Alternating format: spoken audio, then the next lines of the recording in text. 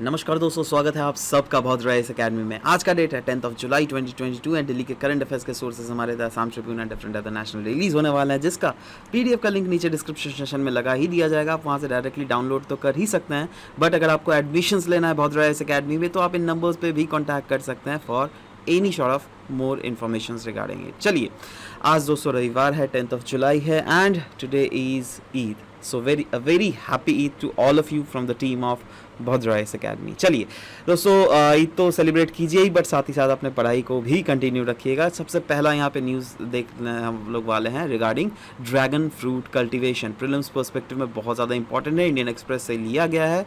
Now क्यों ये news में था? क्योंकि फुटस्टेप सरकार के द्वारा लिया जा रहा है, जिससे सेंटर यह डिसाइड कर रही है दैट जैसे गुजरात और हरियाणा गवर्नमेंट ने ड्रैगन फ्रूट कल्टीवेशन को प्रमोट किया है अपने देश में, राइट, वैसे ही सेंटर करना चाहती है to promote the cultivation of dragon fruit in different other parts of India as well, right.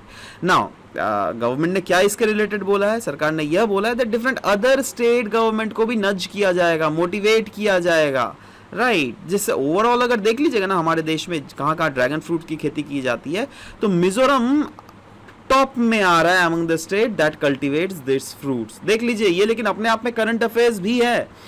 ये अगर डायरेक्टली आपको पूछ ले दैट इंडिया के किस स्टेट में सबसे ज़्यादा ड्रैगन फ्रूट कल्टीवेट किया जाता है, तो you should know about it bro, ठीक है।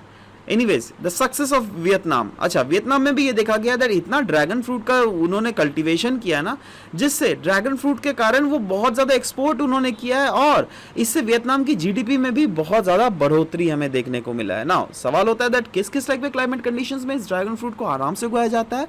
तो arid and semi arid conditions में आप आराम से उगा सकते हो, which can easily uh tolerate bit of salt as well, right. इसका मतलब सलाइन एंड अल्कलाइन सॉइल्स में भी इजीली इसको उगाया जा सकता है।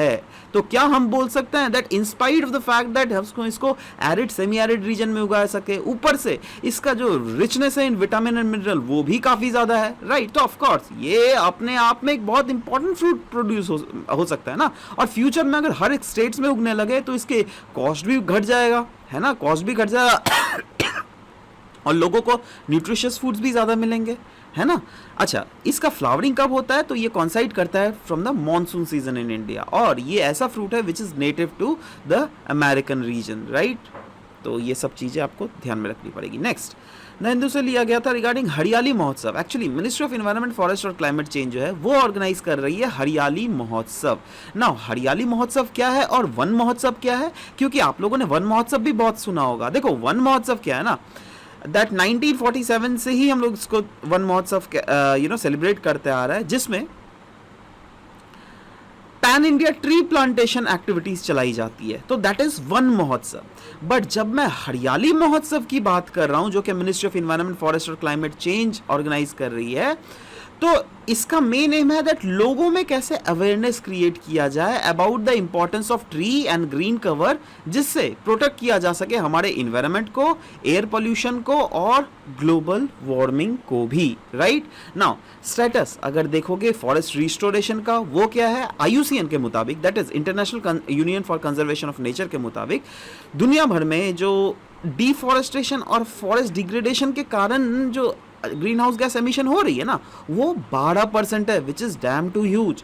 यही नहीं, 30% ऑफ फॉरेस्ट लैंड जो है वो इंडिया में डिग्रेडेड है। टोटल एरिया ऑक्यूपाइड जो किया गया है by primary forest in India, वो उल्टा डिक्रीज हो रहा है बाय 3.6%, और नियरली कहा जा रहा है 2 billion hectares of degraded land in the world have scope for potential restoration. मतलब स्कोप जरूर है, अगर हम चाहे तो आने वाले समय में जो डिग्रेड हो रहे हैं धीरे धीरे ना, उसको हम लोग रीस्टोर भी कर सकते हैं, बट प्रॉपर इकोलॉजिकल और सस्टेनेबल मेजर्स की हमें यहाँ पर लेने की जरूरत है। नाउ सवाल ये भी होता है दैट क्या क्या करना चाहिए? तो देखो, फॉरेस्ट लैंडस्केप रिस्टोरेशन हम क्यों ना कर सकते हैं ना। सवाल होता है फॉरेस्ट लैंडस्केप रिस्टोरेशन ये है क्या? ये एक ऐसा प्रोसेस है जिसके तहत कोई भी फॉरेस्ट लैंडस्केप को इकोलॉजिकली हम फिर से फंक्शनल करवा सकते हैं, फिर से उसके फंक्शनलिटी को को रीगेन कर सकते हैं और ओवरऑल ह्यूमन वेलफेयर को हम लोग इंप्रूव कर सकते हैं अक्रॉस द डिफॉरेस्टेड या फिर degraded forest landscape.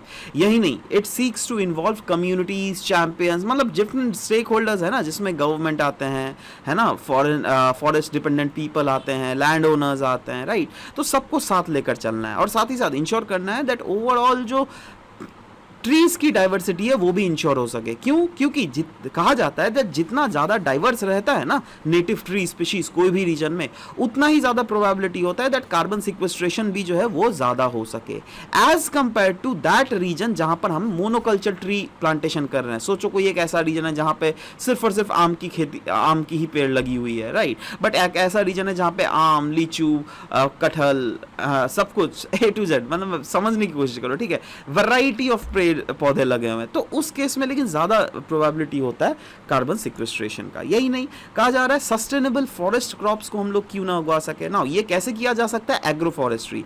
Agro forestry के बारे में हम लोग ऑफ कोर्स भद्राइस एकेडमी में प्रॉपरली क्लास भी लिया है, बट आपको जस्ट छोटा सा एक ग्लिम्स अगर मैं दिखा दूं तो सोचो ये एक आपका एग्रीकल्चर प्लॉट ऑफ लैंड है, राइट। वहां पे एग्रीकल्चर की खेती तो आप कर ही रहे हो, बट साथ ही साथ कुछ कुछ पेड़ पौधे भी उगा दे रहे हो, जिससे बाई चांस लीन सीजन में जब इस एग्रीकल्चर से आपको रिटर्न ना मिले तो उस समय आप या तो ये इस पेड़ को बेच दो या तो इस पेड़ से जो फल निकल रहे हैं उसको बेच दो, तो इससे आपका जो इनकम है वो डाइवर्सिफाई होता है। समझ रहे हो बात? समझ रहे हो? चलो अब आ जाता है पीआईबी से ये न्यूज लिया गया था रिगार्डिंग स्पोर्ट्स सेक्टर्स के रिलेटेड जितने सारे स्कीम्स थे उसी के बारे में। एक्चुअली क्यों न्यूज में था? क्योंकि union ministry of youth affairs and forest sports ने लॉन्च किया revised scheme of cash award that is national welfare and pension to sports persons. तो एक एक करके डिस्कस करते हैं दोस्तों। जैसे यहाँ पे बोला गया meritorious sports person pension scheme. Now ये स्कीम को फॉर्म किया गया था जिससे अट्रैक्ट किया जा सके और रिटेन किया जा सके हमारे देश के बेस्ट स्पोर्टिंग टैलेंट्स को, जिससे वो स्पोर्ट्स खेले और ऑफ कोर्स इस सेक्टर में एक्सीलेंस को अचीव करे। यही नहीं, it provides incentives as well as financial security to meritorious sports person. जी हाँ दोस्तों, वैसे स्पोर्ट्स पर्सन जो कि काफ़ी ज़्यादा मेरिटोरियस है उनको भी फाइनेंशियल सिक्योरिटी और इंसेंटिव्स प्रोवाइड किया जाता है in recognition to their outstanding performance in international competition. The assured monthly income will be compensation for operations spent by them in pursuit of their high ambitions and achievement in sports. Now किस किस sports के लिए basically ये programme pension, monthly pension का प्रावधान है? एक तो या तो अगर उन्होंने कोई भी स्पोर्ट्स पर्सन ने गोल्ड या सिल्वर या फिर ब्रॉन्ज मेडल जीता है इन ओलंपिक गेम्स या फिर वर्ल्ड कप इन ओलंपिक्स या फिर एशियन गेम्स डिसिप्लिन या फिर Asian games, commonwealth games, para Olympic games, ठीक है, इन सब में अगर जीता है then they are eligible for this pension as well. एक दूसरा स्कीम भी है दोस्तों जिसको हम लोग कहते हैं scheme for cash award to medal winners in international sports events and their coaches.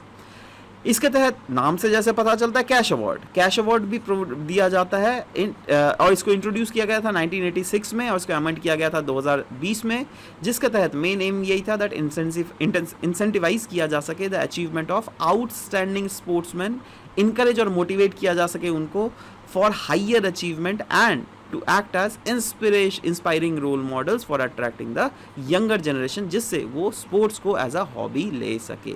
Now awards किस में दी जाती है? Sports discipline in Olympic games, Asian games और कॉमनवेल्थ गेम्स, चेस, बिलियर्ड्स या फिर स्नूकर जो होता है वो टेबल में गेम नहीं खेलते हैं उसी को बोलते हैं, है ना।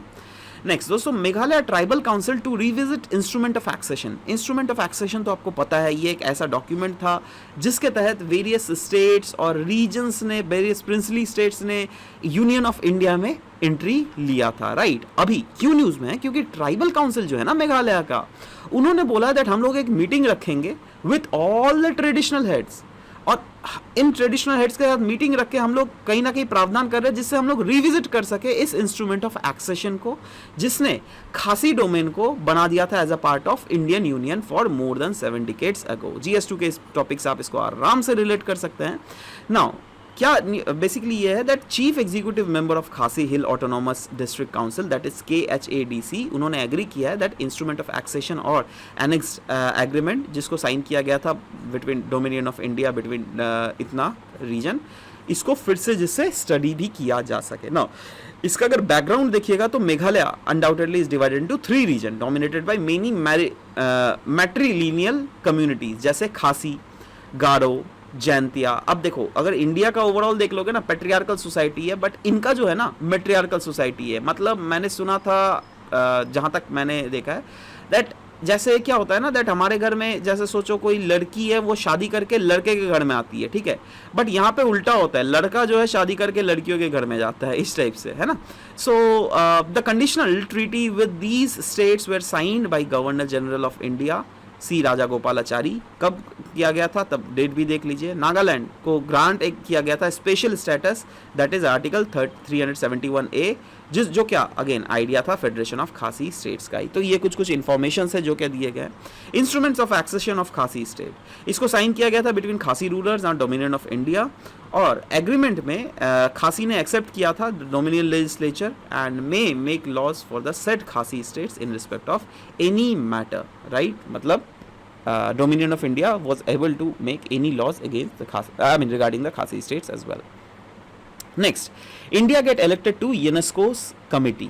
Actually, India has been elected as a member of Intergovernmental Committee of UNESCO's 2003 Convention, जिसके तहत safeguard किया जाएगा intangible cultural heritage for the year 2022 से 2026 वाला साइकिल। दैट इज ये 4 साल का साइकिल होता है। इस 4 साल में इंडिया का सिलेक्शन हुआ है, right, as a member of course. Now India previously भी सर्व कर चुका है इस कमिटी को, that is intergovernmental committee on UNESCO's this, right.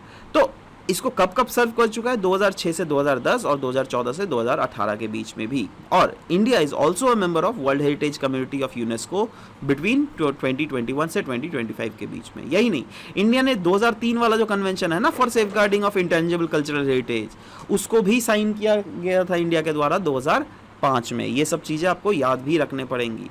Inter governmental committee of the year 2003 वाला जो कन्वेंशन है वो कंसिस्ट करता है 24 मेंबर्स को, right, and elected in general assembly, जिसको जनरल असेंबली में इलेक्ट किया जाता है from the principle of equitable geographical representation, और साथ ही साथ रोटेशनल बेसिस में भी, राइट। और state members to the committee are elected for the term of 4 साल के लिए इनको सेलेक्ट किया जाता है with 14 inscriptions of representative list of intangible cultural heritage of humanity. India also ranks high in the listing of intangible cultural heritage after the inscription of Durga Puja 2021 में, जो दुर्गा पूजा को इंक्लूड किया गया था इंटेंजिबल कल्चर हेरिटेज में। इंडिया ने submit किया था बाद में गरबा ऑफ गुजरात, जो कि सेलिब्रेट किया जाता है, ठीक है। और इसको भी कहा जा रहा है, इसके बारे में डिस्कशंस 2023 को की जाएगी और उसके बाद डिसाइड किया जाएगा whether it will be included or not. UNESCO के बारे में अगर बात करें तो ये एक specialised agency of united nations, जिसका मेन एम है दैट पीस को कैसे कायम किया जाए through international cooperation in education, science and culture. यही नहीं, ये एक मेंबर है united nations sustainable development group का भी। ये एक ऐसा कोएलिशन है जो क्या मेक श्योर करती है दैट सस्टेनेबल डेवलपमेंट गोल का प्रॉपर इंप्लीमेंटेशन दुनिया भर में हो। यूनेस्को का headquarter is located in Paris and the organisation has more than 50 field offices across the world. In fact 193 इसके मेंबर्स है, जिसमें 11 एसोसिएट मेंबर्स भी हैं, जिसमें 3 जो यूनेस्को मेंबर स्टेट्स है ना, वो लोग यूनाइटेड नेशंस के मेंबर नहीं है, जिसमें कुक आइलैंड आता है। कुक आइलैंड क्या इसका मेंबर है? No. New island? No. Palestine? No, right. While 3 united nation member states है, जैसे जो क्या इजराइल और लिस्टीन और यूनाइटेड स्टेट्स, ये तो यूनाइटेड नेशंस के तो मेंबर है but they are not the member of UNESCO. ये सब भी चीजें कुछ याद रखिए। चलिए अब एमसीक्यूज पूछ लेते हैं, देख लेते हैं दैट आप लोग कितना अभी जो भी पढ़े हैं कितना रिटेन कर पा रहे हैं। बट उससे पहले कल जो हम लोगों ने एमसीक्यू पूछा था पहले वो तो देख ले। चलो सबसे पहला, consider the following statement regarding gender budgeting in India, right. 2 statements दिए हुए थे, दोनों स्टेटमेंट में अगर देखिएगा पहला स्टेटमेंट तो यहाँ पे सही था, बट दूसरा जो है ना, it has a component of women representative in parliament, ये कहाँ से, ये तो कुछ नहीं भाई, ऐसा कोई कंपोनेंट नहीं है। ये बेसिकली यही है ना दैट कोई भी मिनिस्ट्रीज अगर कुछ भी स्कीम लाती है तो उसमें जेंडर स्पेसिफिक फंड एलोकेशन होना चाहिए, समझ रहे हो, वो था, ये वाला नहीं था। दिस सेकंड पार्ट इज, को बहुत जनों को कंफ्यूज भी कर सकता है, राइट। तो again first will be the correct answer, 1 only, A. दूसरा है पीएम स्वनिधि स्कीम, इसको तो मैं चिल्ला के बोला था यार, इसका आंसर था स्ट्रीट वेंडर है ना। Next, which of the following is associated with the issue of control and phasing out of use of ozone gas depletion, इसका आंसर था मॉन्ट्रियल प्रोटोकॉल, जिसमें करेक्ट सीक्वेंस अगर देख लीजिएगा वो था ACB, राइट, जिसमें गार्गी ने सही दिया है, मोहप्राण में सही दिया है, सुरेश ने सही दिया है, झरना, दीपक, अनुश्री, कृष्ण मुनि, राइट, ACB, अब्दुल ने भी सही दिया है, ठीक है। और समेली ACB, यहाँ पे C आपने दे दिया, आपने प्रॉपरली देखा नहीं होगा स्टेटमेंट, या फिर आपने शायद प्रॉपरली पढ़ा नहीं होगा। एनीवेज ज़रूर से देख लीजिए, होता है एक दो बार गलती, कोई नहीं, चलता है ना। आज का क्वेश्चन का सही आंसर दीजिए। चलिए सबसे पहला क्वेश्चन है, consider the following statement regarding meritorious sportsman pension scheme. दो स्टेटमेंट दिए गए, अच्छे से पढ़िए। पहला स्टेटमेंट है, it provides incentives as well as financial security to meritorious sports person in recognition to their outstanding performance in national competitions only. और दूसरा है, this scheme is formed to attract and retain the best sportsman talent in our country to achieve excellence in sports. आपको बताना है correct इसमें कौन सा है, 1 only, 2 only, both 1 and 2, neither 1 nor 2. Next question, which statement regarding United Nations Education, Scientific and Cultural Organization, that is UNESCO, is not correct? पहला है, it is an specialised agency of united nations. दूसरा है, united states is a permanent member of UNESCO. तीसरा है, it seeks to build peace through international cooperation in education and science and culture. चौथा है, UNESCO headquarter is located in Paris. तो आपको बतलाना है that इसमें कौन सा करेक्ट नहीं है, राइट। क्वेश्चन देखिएगा, है ना, मैं जरूर से I wait for your answers to come now. आज का दोस्तों मेंस का जो क्वेश्चन है वो सेल्फ हेल्प ग्रुप को रिलेटेड है। कहा जा रहा है सेल्फ हेल्प ग्रुप जो है they are indispensable for women's empowerment, right.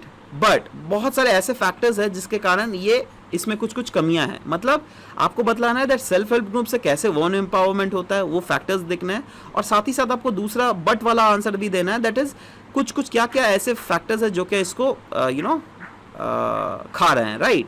So what innovative measures, मतलब ये मेजर्स भी आपने लिखना है। 3 एस्पेक्ट देखो, ये एक एस्पेक्ट, दूसरा एस्पेक्ट और तीसरा एस्पेक्ट, राइट। तो सेल्फ हेल्प ग्रुप के बारे में पहले तो आप इंट्रोडक्शन करोगे, साथ ही साथ आपको लिखना है दैट क्या क्या रोल है, कैसे ये वुमेन को एम्पावर करता है। ऑफ कोर्स पॉवर्टी एलिवेशन कर रहा है, क्रेडिट प्रॉपर्ली एक्सेस किया जाता है, और ये सब जो चीज़ें है ना, ये सब लिखो। लेकिन पूरा जो फ्रेम देखो, ये कीवर्ड हमारा काम है आपको कीवर्ड प्रॉपर्ली अवेलेबल करवा देना, राइट।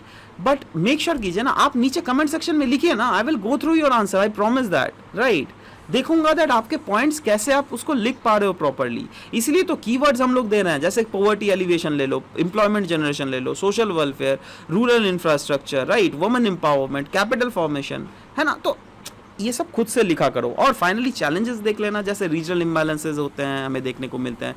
एक रीजन में तो एसएचजीज को फायदा मिलता है, दूसरे रीजन में नहीं मिलता है, राइट। लोन साइजिंग का प्रॉपर नहीं होता है। नॉन परफॉर्मिंग एसेट्स जब भी लोन लेते हैं तो बहुत समय रिपे नहीं कर पाता है, इसके लिए नॉन परफॉर्मिंग एसेट्स भी बढ़ रहे हैं, राइट। कभी बहुत समय इशूज देखा जाता है in governance, quality and transparency of these एसएचजीज, right. Low level of literacy हमें देखने को मिलता है अमंग रूरल वुमेन, जिसके तहत इसका जो मैनेजमेंट है वो प्रॉपर नहीं हो पाता है। Rural micro enterprises run by SHG members suffer from critical bottlenecks as well, right. So these are the problems, which are the challenges, I would say, which are being faced by them, right. Now what are the way forward point में आप बोल सकते हैं that government programs जो है इसको implement किया जा सकता है through SHGs, right. और भी periodic capacity building of all members होना चाहिए, awareness campaign create करने चाहिए। तो ऐसे बहुत सारे points आपके पास भी होंगे। I would love to see basically that what are the points that you guys are writing, right. So anyways, this was all about the discussion for today's class. We'll be meeting in next session. Till then, bye, take care. Thank you guys, thank you for listening to the whole video. Thank you very much.